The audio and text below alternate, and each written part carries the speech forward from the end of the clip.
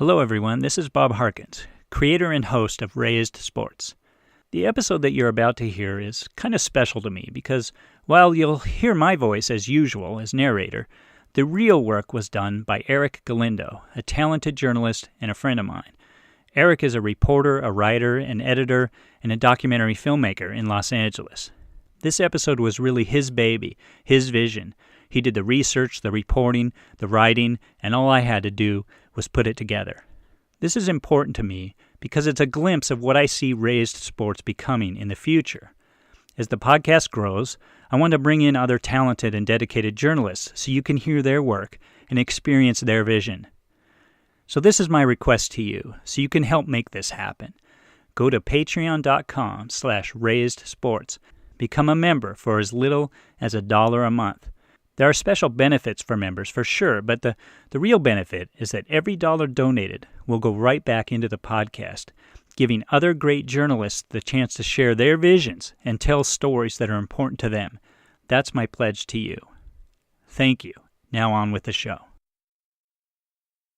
For 20 years, I was addicted to pharmaceuticals since 1996 at San Diego State when I blew out my knee for the first time. Had to keep taking how much I could stand. And they all made me high, and they all made me stupid, and they all tried to kill me. I was in desperate need of relief, and cannabis saved my life.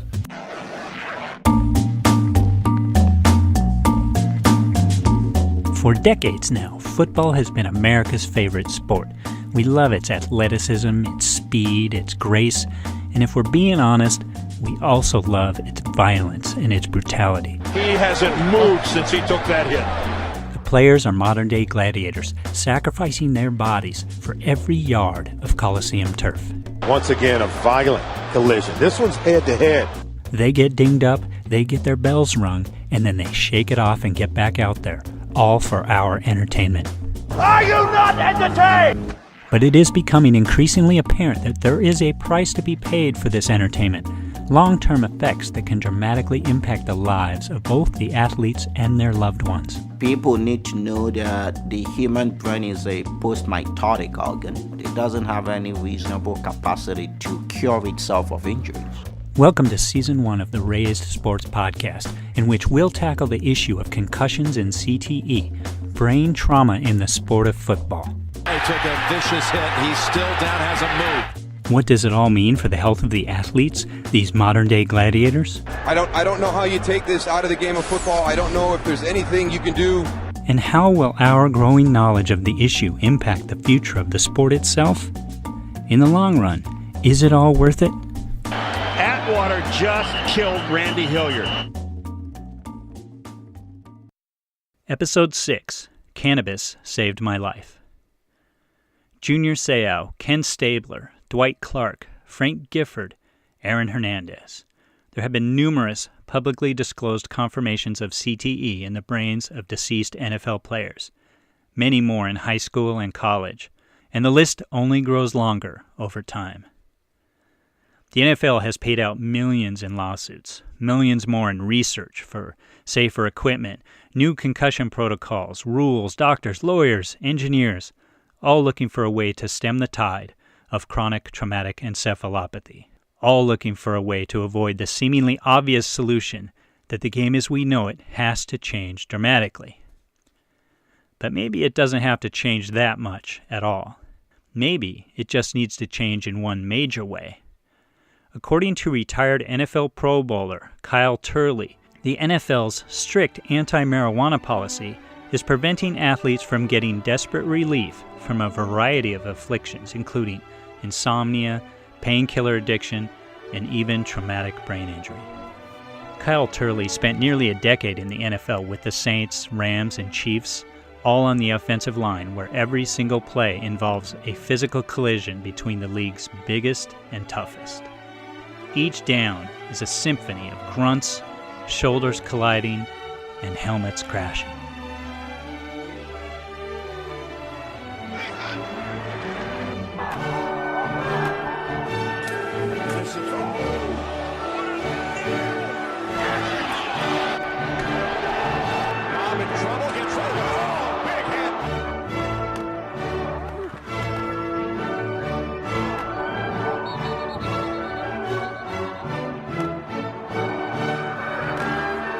The NFL, when I got in late 90s, early 2000s, was the wild, wild west. I mean, there was so much money. The TV contracts were exploding.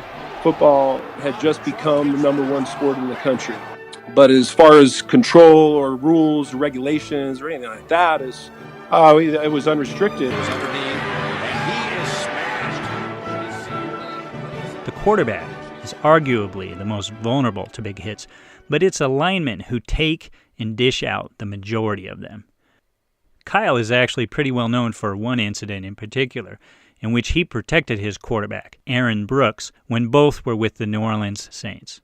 On the play in question, Brooks runs with the ball, and as he's leaning for the first down, Jets safety Damian Robinson hits him, grabs his face mask, and bends him backwards. Kyle sees this and rushes to rescue his quarterback, charging Robinson. They both crash down to the ground in the middle of a pile of bodies. There's a struggle. The refs get in there, other players all trying to stop Turley from ripping off Robinson's head. Kyle eventually emerges from the pile helmetless himself, blonde hair flowing over his shoulders, and holding Robinson's helmet in both hands before flinging it across the field. Unfortunately, in Kyle's case, Beethoven became Wagner. In a way, it mirrored his career. Pain and injury transformed him as a person, changing his life for good.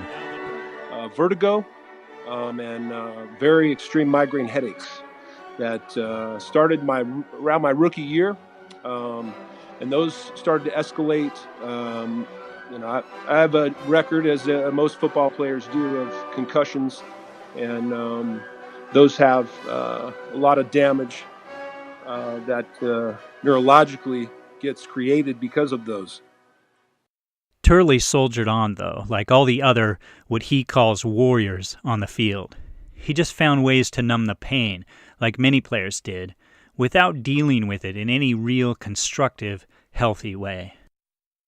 After every game, there was 2 beers in your seat of the plane, and they were handing out Vicodins and muscle relaxers, and it was and before me, the eras before me, those guys, they all said there was cocaine in the locker room all the time, all kinds of pills and everything just around. There was that's how the NFL was. The game was founded upon violence and being a warrior, and rooms of battle and getting prepared for that are not for the faint of heart, or I don't know why people expect so much more. The constant, violent symphony ended Turley's NFL career in 2007. He played 109 games in a 10-year stretch and walked away with a slew of brain-related illnesses, along with an addiction to painkillers. I mean, pharmaceuticals especially, 10 to 12 pill addiction every day. And I took those on prescribed use, but I couldn't stop. Ever. Tried. Couldn't. Had to keep taking how much I could stand. And they all made me high, and they all made me stupid, and they all tried to kill me. When he was 34, Turley was diagnosed as symptomatic of chronic traumatic encephalopathy, and just a few years ago, with early-onset Alzheimer's. He's only 43 years old. Kyle said his symptoms, combined with the major side effects of the pharmaceuticals, led to incidents of mental anguish, much like the kind that tormented Junior Seau. Seau would ultimately find it all too much to deal with, and he took his own life in 2012. Turley understands what Seau went through because he battled those very same demons. Lives in my shoes and understands what it's like to deal with a brain that has been damaged, understands this life. I can't explain this to anyone or articulate it other than, how many times can I tell you I've called suicide hotlines, and then I get questions of, so like was it like real bad suicidal thoughts? I'm sorry, I don't know what it's like to commit suicide, but I know what it's like to have a gun in your hand and intent to end your life, and also have intent to jump off buildings and things like that are very serious. And so I don't know how to really articulate that any further, and that I've lived in 14 houses in 15 years being married to my wife, and this is the first house that I've not broken everything in my house. There are a couple things to point out here when Kyle is talking terms like CBD, THC, cannabinoids. Cannabis, or marijuana, is composed of two major components: cannabinoids, more frequently referred to as CBD, and tetrahydrocannabinol, known as THC. There are many similarities in both, but one major difference. The THC is the part that makes you stoned, so CBD can be administered, for example, to treat traumatic head injuries without getting the user high. But for the purposes of this discussion, CBD, etc., they're all interchangeable for cannabis or marijuana. One other thing to note is that Kyle found marijuana while he was still playing in the NFL in the locker room, where a fellow player suggested he start using it. Up until that point, Kyle had never smoked, but he was also on a strong batch of prescription painkillers for his entire career. It wasn't until he gave up the painkillers that he started to feel, ironically, less pain. And when I gave all those up, I stopped having all of these depressive bouts that would drive me to thoughts of suicide and all these other things. And so these things are very real on those bottles. And no matter, in prescribed use only, prescribed use, there are 115 Americans that will die today. They prescribe these medications knowing they have a death rate. Cannabis has killed 0 people in the history of the world. And that's where I come in here with the CBD and all these things about the need for it in sports, because that's what I truly believe is that cannabis will resolve all of these problems. We won't have these head injury deaths in youth football. We won't have all of these addicted players when they end their careers, and these statistics, furthermore, that are plaguing our community, creating all of this concern and drama that has driven the change of the game. It didn't have to happen if marijuana, cannabis, was included, period. Kyle believes cannabis not only saved his life, but that it helped him become himself again, helped him become a husband again. He's a father, has his own CBD business called NeuroXPF that offers a THC-free cannabis oil. Remember, the THC part is the part that makes you high in the traditional sense. NeuroXPF brands itself as extreme performance fuel, even while noting on its website that the FDA does not allow CBD companies to say anything about the benefits of its product. But Kyle, like numerous other ex-football players, including Nate Jackson, Eben Britton, Derek Morgan, and Nick Lowry, are sold on the positive impact of CBD. And that's only because of cannabis and what I know about it and how it has changed my life, saved my life, and it is allowing me to be a husband, to be a father, to be a productive member of society, to create businesses and continue to push forward and not succumb to this disease. Hello friends, Bob Harkins taking a moment to tell you once again about our friends at Cool Fire Studios, a wonderful graphic design, printing, and art studio. If you need a t-shirt, business cards, posters, anything to make a splash, Cool Fire Studios artists can make something special just for you. We're not talking about just slapping logos on shirts, we're talking about really cool and unique artwork, which you can see a great example of by taking a look at our official Razed Sports t-shirts over on the website. So check out Cool Fire Studios. That's cool with a K. coolfirestudios.com. Now back to the show. Kyle still loves the game. He even coaches the offensive line at Riverside City College. And he doesn't think it's ever going to change, not the violence of it anyway. Kyle even thinks that if he had used marijuana sooner and more frequently, he would have prolonged his playing career. 100%. It's the greatest game in the world. It will never go away. Anybody who's ever played it will continue to pass that game down to their children, and those will risk it still, no matter what, because of the money, period. And when you have the amount of money that they're parading around, it becomes now a blood sport, and maybe it will, and it'll get out of high schools, and it'll be all that, but it'll still happen. It'll be more like WWE, likely.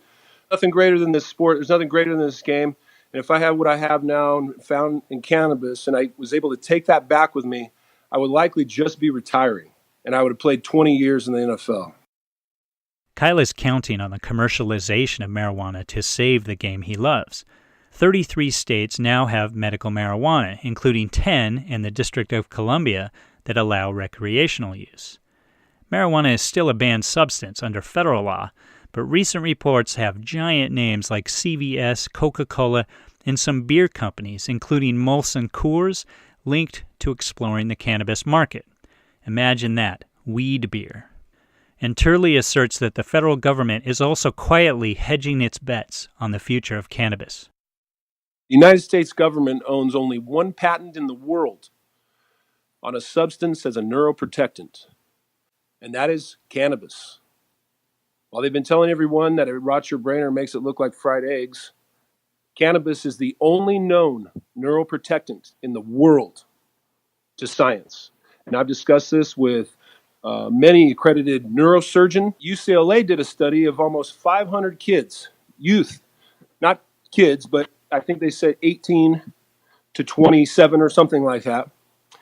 Over 500 in traumatic brain injury situations, those that had THC in their system tested positive for cannabis survived over a 90% rate of traumatic brain injuries without surgery and residual damage that ruined their life, versus over 85% or something like that of those that didn't test positive for cannabis in their system either died or were in comas or had multiple brain surgeries.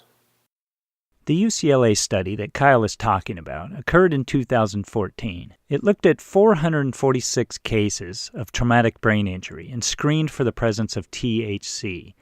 The overall mortality rate in the study was about 10%, but among those that contained THC, the mortality rate was only about 5%, compared to 11.5% for those without. This led researchers to state that a positive THC screen is associated with decreased mortality rate in adult patients who sustain a traumatic brain injury. In addition to keeping tabs on scientific studies, Kyle is also the founder of the Gridiron Cannabis Coalition, a marijuana policy advocacy group, and he mentors football players who are going through similar issues that he went through. Like I said before, there are plenty of other NFL players who are cannabis advocates. For guys like that, and for guys like Kyle Turley, marijuana is the hope that CTE and other brain ailments can at least be a little bit more manageable in the future. All of my guys, I just try to tell them, continue to understand cannabis will change your life. You will be able to change your life today, get off all of those pills. It will get you your tiger blood back boiling in your body. You'll start to achieve your things that you wanted to achieve in life again and become you again. And that's the most important thing that people need to understand, is that it's not all lost. It's all still there, and you just have to ignite it again. And that is through your cannabinoid system. Thanks for listening to the Razed Sports podcast. You can follow Kyle Turley on Twitter, where he is pretty active, at Kyle Turley, and learn more about his CBD company at neuroxpf.com. Music credits for this show. We have a clip from Beethoven's Ninth Symphony, from Wagner's Ride of the Valkyries, as well as a track from Nocturnum. The theme song comes from DL Sounds. This episode was reported and written by Eric Galindo. Check him out on Twitter at ERICKGEEE. And the show was edited and produced by me, Bob Harkins. Want to support this show? Join our membership club at Patreon. For as little as $1 a month, you can receive special benefits, and your donations go directly to helping us grow the podcast so we can share the voices of talented journalists like Eric. Thanks for listening. Have a great day.